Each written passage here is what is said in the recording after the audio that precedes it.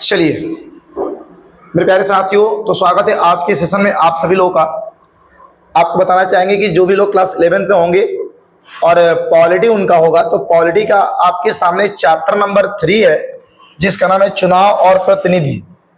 और आपको सबसे बड़ी चीज बता दें कि ये आज आपका डे 2 है, यानी इसके पहले डे 1 आपको पढ़ा दिया गया है। लगभग 10-12 मिनट का वो लेक्चर है और डे 2 आपका आज हम क्लास ले रहे हैं। तो जो भी लोग डे 1 को नहीं देखे हैं, इस क्लास के खत्म होने के बाद जाके उसको देख लेंगे, क्योंकि वो 0 लेवल से है, यानी कि चैप्टर के शुरुआत से है। तो ऑलमोस्ट मजे से सारी बातें हमारी समझ में आप लोगों को आ जाएगा, है ना। बाकी आप लोग इस लेक्चर को भी देखिएगा तो ऑलमोस्ट हमको लग रहा है कि समझ में आ ही जाएगा। एक बार देखिए तो सही। चलिए थोड़ी सी मेरी बातों को समझिएगा और क्या कहा जा रहा है। आपको चैप्टर का जो नाम है प्यारे बच्चे, चैप्टर का नाम है चुनाव और प्रतिनिधि। चुनाव क्या होता है, प्रतिनिधि क्या होते हैं, ये दोनों टॉपिक को कल हम डिस्कस कर चुके हैं। इसके आगे का डिस्कस करेंगे। और जिन लोगों को ये बातें हमारी समझ में आ रही है और जो लोग को भैया हमें लग रहा है कि भैया ये पढ़ाने से या पढ़ने से उनको लेक्चर देखने से फायदे हो रहे हैं, आगे भी फायदे हो सकते हैं, तो आपके लिए ऑल सब्जेक्ट का क्लास आएगा। आप लोग प्यारे बच्चे नए होंगे तो चैनल को सब्सक्राइब कर लीजिएगा। बाकी अपने अगर पुराने होंगे तो अपने मित्र के पास, मित्राइन के पास, दोस्त के पास, दोस्ताइन के पास, जहां भी जो जिस व्हाट्सएप ग्रुप और सोशल मीडिया प्लेटफॉर्म से जुड़े होंगे एक बार शेयर कर दीजिएगा, है ना। चलिए बाकी हम लोग चलते थोड़ा सा अपने आगे की ओर। देखिए लगभग कल हम लोगों ने, चलिए कल हमने आपको टॉपिक प्यारे बच्चे पढ़ा दिए थे, ये प्रतिनिधि ना हो, नहीं तब था ना, ये चुनाव और प्रतिनिधि और प्रत्यक्ष लोकतंत्र भी पढ़ा दिया गया था और अप्रत्यक्ष भी पढ़ा दिया गया था, है ना। तो आज के भैया हमारे टॉपिक हम लोग का क्या होगा, चुनाव और लोकतंत्र, है ना जी। तो सभी लोग ध्यान से देखिएगा, ये चुनाव क्या है और लोकतंत्र क्या होता है। हमने बताया शुरू में ही कि चुनाव का मतलब क्या होता है, वो हमारे चुनना, और चुनने का मतलब कि क्या चुनना, अपना नेता चुनना, अपना प्रतिनिधि चुनना और अपना शासक चुनना, है ना। और देखिए टॉपिक क्या है आपका, लोकतंत्र। तो देखिए दो शब्द से मिलकर बना है प्यारे बच्चे, एक का नाम है देखिए लोक और एक क्या आपका वो हमारे तंत्र। तो लोक का मतलब होता है प्यारे बच्चे जनता, आम आदमी, ठीक ना। और तंत्र का मतलब क्या होता है प्यारे बच्चे, शासन, है ना। यानी कि जब आम आदमी का, आम जनता का अगर शासन होगा, उसी शासन व्यवस्था को क्या बोलते हैं, लोकतंत्र, है ना। तो चलिए हम लोग इस टॉपिक को देखते हैं और समझते हैं और एक एक बातों को सीखते हैं। ओके, तो जैसा कि देखिए क्या कह रहा है प्यारे बच्चे, कह रहा हो कि चुनाव और लोकतंत्र एक सिक्के के दो पहलू हैं। जैसे एक सिक्के में होता है ना हेड और टेल, एक ही सिक्के में दो पहलू, उसी प्रकार से आपको बताना चाहेंगे कि चुनाव और जो लोकतंत्र है वो एक ही सिक्का एक ही और इसके दो पहलू है। ठीक, अब समझते हैं। लोकतंत्र जो है वो चुनाव के बिना क्या है, अधूरा है। और जो चुनाव है वो लोकतंत्र के क्या, लोकतंत्र के बिना क्या, वो हमारे आपका महत्व ही नहीं, यानी कि कोई इसका महत्व नहीं रह जाएगा। यानी कि आप सबको पता है कि भैया हमारे लोकतंत्र में चुनाव होता है, यानी कि चुने जाते हैं, प्रतिनिधि चुने जाते हैं, नेता चुने जाते हैं, है ना। तो बिना लोकतंत्र का भैया हमारे चुनाव तो होगा नहीं, है कि नहीं है। अगर भैया हमारे मान के चलिए चुनाव होगा भी तो क्या हो, उसमें जनता ही चुनाव करेगी, दूसरा कोई चुनाव तो करेगा नहीं, है ना। तो जनता ही चुनाव करेगी, लोग वही चुनाव करेंगे, इसलिए इसको क्या बोल दिया गया, लोकतंत्र बोल दिया गया। यानी कि एक सिक्के के दो पहलू है, एक आपका चुनाव और एक आपका लोकतंत्र। लोकतंत्र होगा कब भैया, हमारे चुनाव अगर होगा तो लोकतंत्र शासन लगेगा, और चुनाव नहीं होगा भैया तो लोग चुनेंगे नहीं, तो चुनाव होगा ही नहीं। समझ पा रहे हैं। तो सिक्का एक ही है और उसके दो पहलू है, चुनाव और एक आपका लोकतंत्र। क्लियर, ओके, डाउट, आगे चलें। चलिएगा अब देखिए, तो थोड़ी सी हम लोग अपने देश के चुनाव की बात करेंगे। हम लोग भारत के चुनाव की बात करते हैं। हम लोग भाई अगर भारत में चुनाव के इतिहास को देखा जाए कि भारत में चुनाव कैसे कैसे कब क्या हुआ, इन सभी चीजों को थोड़ा सा देखा जाए तो देख लीजिए, भारत में सबसे पहली बार अगर चुनाव हुआ था तो आपका 1951-52 में हुआ था। कब हुआ था भैया, हमारे भारत में पहला बार इलेक्शन कब हुआ था, 1951 और 52 में। यानी कि आपको पता है कि देश हमारा आजाद हुआ 1947 में, और भैया हमारे 1950 में हमारा संविधान लागू हुआ, है ना।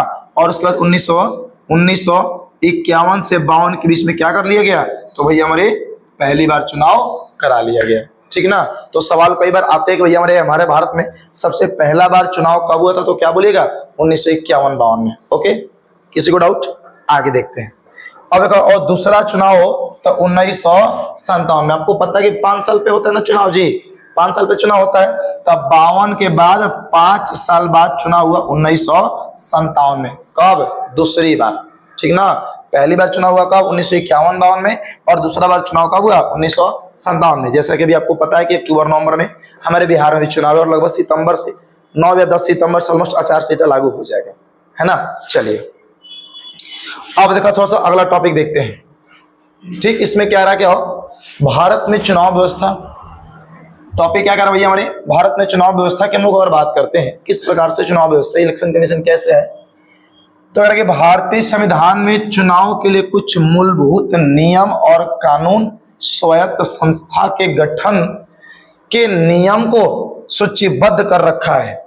अब समझिए, और विस्तृत नियम कानून संशोधन परिवर्तन का काम विधायिका को दे रखा है। यानी कि प्यारे बच्चे, अगर हमारे देश में कोई चुनाव होगा, अगर भाई हमारे इलेक्शन होगा, तो जो हमारा भारतीय संविधान है ना, वो संविधान क्या बोल दिया भैया, तो इस चुनाव करने का कुछ मूलभूत जो अधिकार है ना, हो जो नियम है ना बुआ, जो कानून है ना, जो स्वायत्ता, ये क्या कर दिया, एक संस्था को दे दिया गया है। ये सारा प्रक्रिया चुनाव करने का काम कौन करता है, तो एक संस्था करती है, और उसी का नाम है आपका भैया चुनाव आयोग, इलेक्शन कमीशन। हालांकि आज के डेट में, प्रेजेंट में अगर देखा जाए, तो हमारे भारत के ये अपोजिशन पार्टी के नेता राहुल गांधी ने चुनाव आयोग पर, इलेक्शन कमीशन पर आरोप लगाया है वोट चोरी के मामला को लेकर के, कि कई जगह ऐसे हैं जहां पर लाखों की संख्या में वोट को चोरी किया गया है। यानी कि एक व्यक्ति के 4-4, 5-5, 10-10 बार नाम है, और वो 10-10 बार जाके क्या करते हैं, तो वोट दिया करते हैं, है ना। ऐसा लगाया गया है आरोप इलेक्शन कमीशन के ऊपर, और अपने सत्तारूढ़ पार्टी बीजेपी के ऊपर, है ना। अब देख लीजिए जरा सा, तो कहने का मतलब भैया हमारे कि अगर चुनाव कराना होता है, तो संविधान जो हमारा इंडियन कॉन्स्टिट्यूशन जो है, जो भारतीय संविधान है, वो एक संस्था को दे दिया गया कि भैया तुम क्या करोगे, तुमको क्या करना है, तो चुनाव कराना है। और उस संस्था का नाम क्या हुआ, इलेक्शन कमीशन, यानी कि चुनाव आयोग। और प्रत्येक साल बाई साल समय अनुसार उसके अध्यक्ष, उसके सदस्य क्या होते हैं, बदलते रहते हैं चुनाव आयोग के। ठीक ना। अब चलो, शायद अभी ओम बिरला जी हैं अध्यक्ष चुनाव आयोग के, शायद हो सकता है बदल गए होंगे। चल आप देखो, अब देखिएगा, तो कहने का मतलब और क्या कह रहा है भैया, तो विस्तृत नियम कानून संशोधन परिवर्तन का काम विधायिका को दे दिया। यानी कि उसके अंदर जो नियम को विस्तारित रूप से दिया करने के लिए, नियम कानून को भैया संशोधन, उस पर रिसर्च करना है कि कौन सा नियम कैसे लागू, कब क्या होगा क्या नहीं होगा, ये सारा का सारा काम परिवर्तन करने को किसको दिया गया है, विधायिका को दिया गया है। किसको दिया गया है, विधायिका को। ठीक, अब समझिए, थोड़ा सा आगे चलते हैं।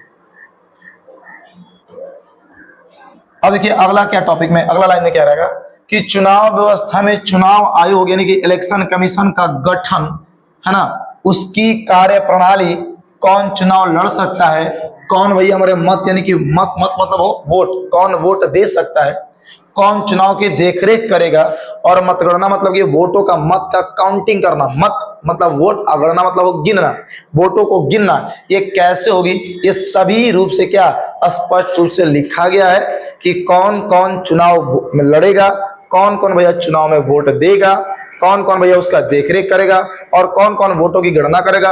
ये सारी की सारी बातें क्या कर दिया गया है, स्पष्ट रूप से लिख दिया गया है ना। समझ में आई। ये सारी बातें किसके अंदर में होती है, चुनाव आयोग के अंदर में होती है। चाहे किसी भी प्रकार का चुनाव हो, सारा प्रक्रिया कौन कराता है, चुनाव आयोग कराता है, इलेक्शन कमीशन कराता है। ठीक, ओके, आगे चलते हैं।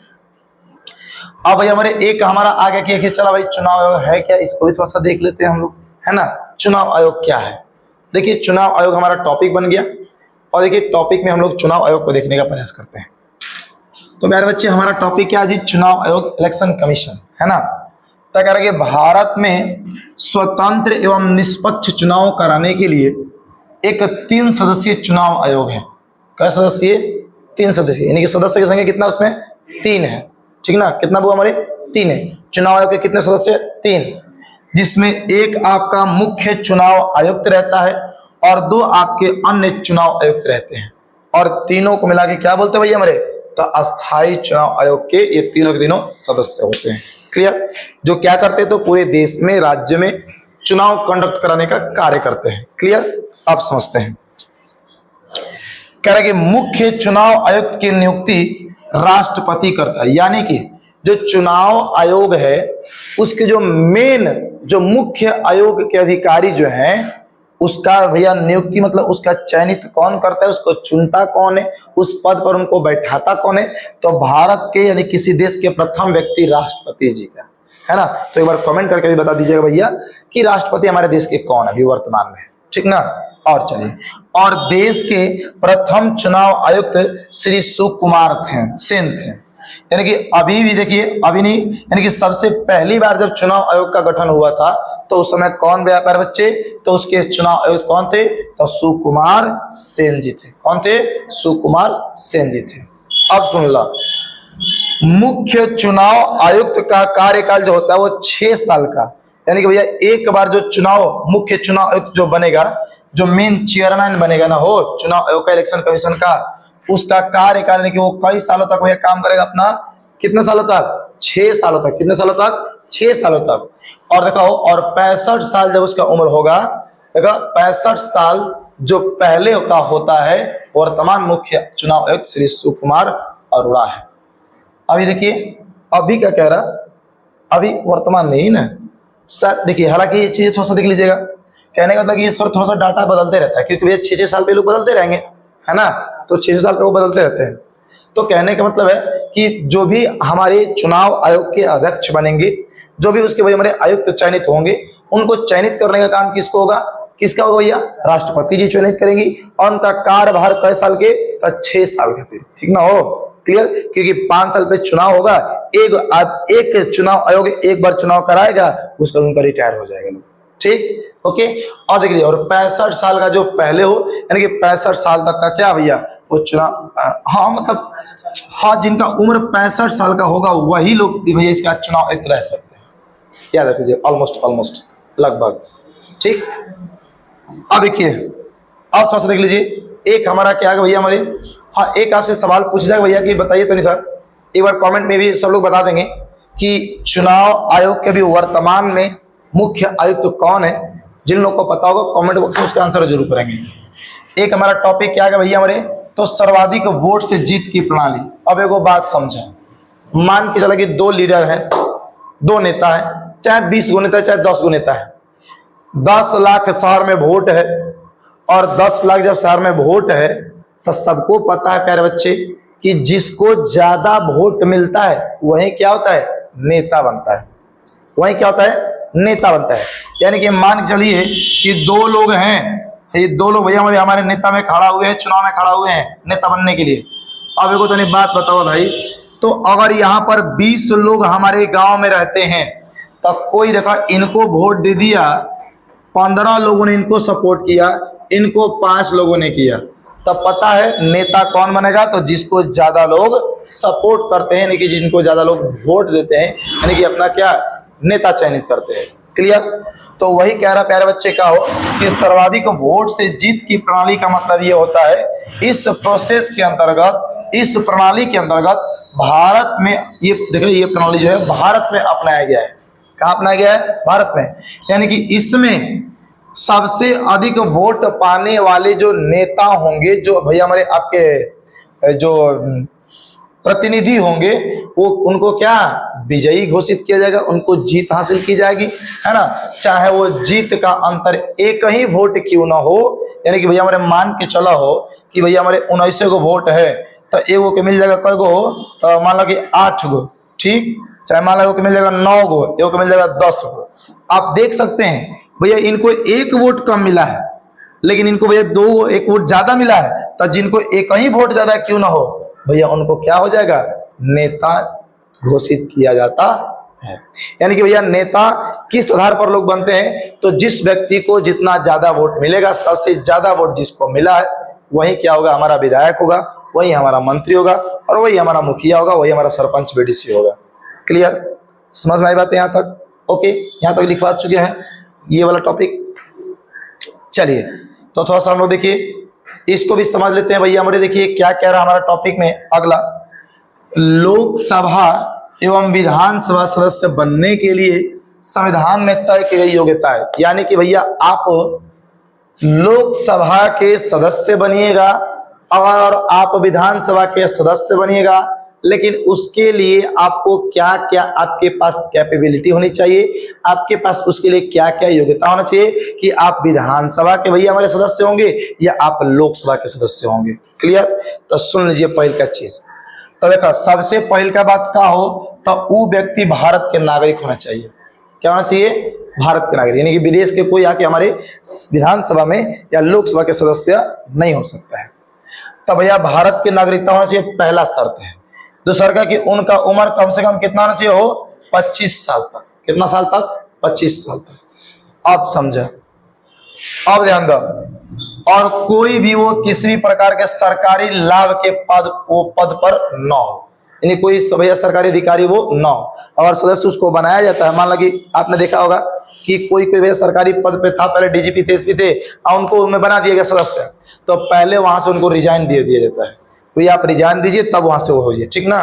तो भैया हमारे का हो तब लाभ के पद पर किसी प्रकार का वो ना हो। दूसरा का चीज, पागल और दिवालिया ना हो।